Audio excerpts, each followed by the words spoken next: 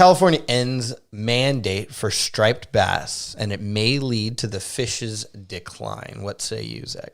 This was this sort of flew under the radar. I think a lot of people didn't know about this. I had heard about this for a while now in some fishing circles, because like fishing guides and just fishing enthusiasts in general love those striped bass. Those striped bass get huge. That's why they love them. It took me some research to that. I mean, that's specifically why these striped bass are loved, because they get gigantic. 60 pounds. They can grow like 50 inches, 60 pounds.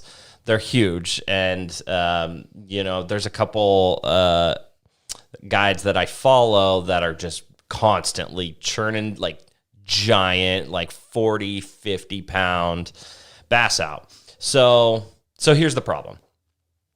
And it's mostly in the Delta, but it's an issue throughout the Northern California waterways, the Sacramento River, all that. So striped bass eat salmon smelt, right?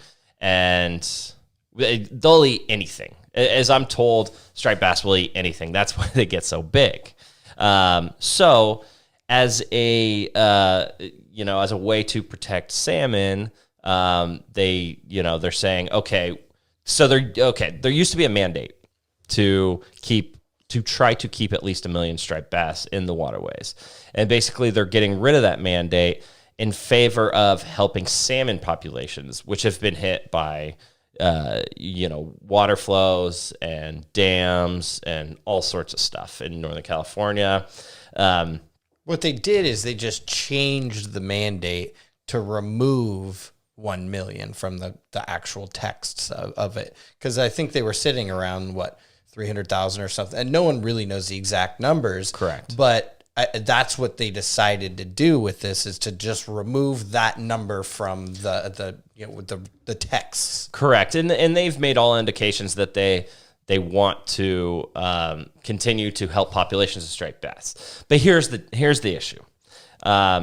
According to my research, my well done research with a couple of the biggest, the people that know most about these sort of issues, it has never been proven that these striped bass eat the smelt. Really? It's never been proven, and they think it's because they sort of hang out in different areas of the water, right? So even though if a striped bass comes across the smelt, it's gonna eat it, but they just don't run into each other that much. So there's never actually been proof that the reason that this will even help the salmon population from its decline. So that's why, striped bass fishermen and fishing enthusiasts are up in arms, and they're saying, well, wait, we're trying to get rid of something, even though it has zero effect on what you're trying to help. And there's a wrinkle. There is a wrinkle.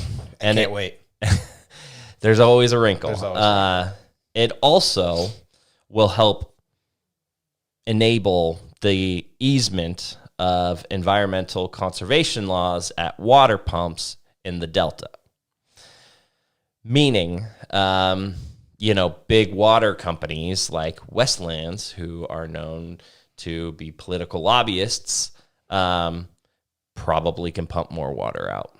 So, did that have a hand in it? I don't know. So, can you clarify that a little bit? I don't know. So they can pump more water out because there's going to be less. I don't understand. Why can they pump more water out based on that mandate?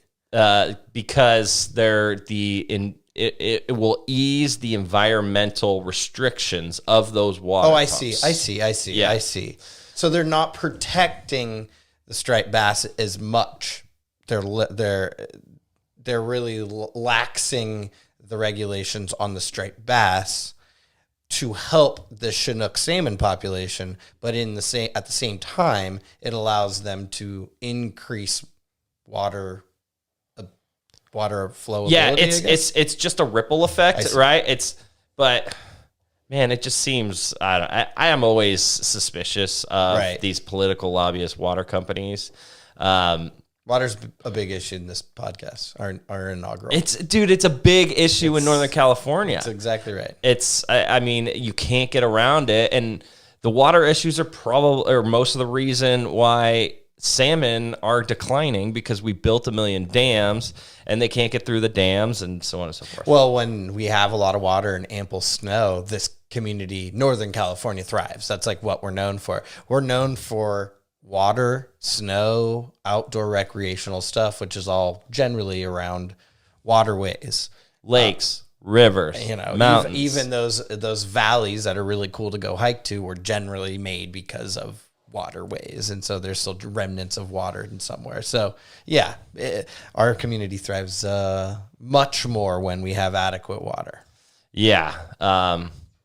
So anyway, we could see a sharp decline in the bass, the striped bass population. Just personal perspective, I was looking at it. It's basically, let's give the more native Chinook salmon a little bit more of a chance. Right. Striped bass are not native compared to the non-native striped bass. And I'm all about that. I'm a NorCal native. Like, let's keep it NorCal. Yeah. I understand choosing the Chinook, but, it is interesting doing it even though there's no proven correlation.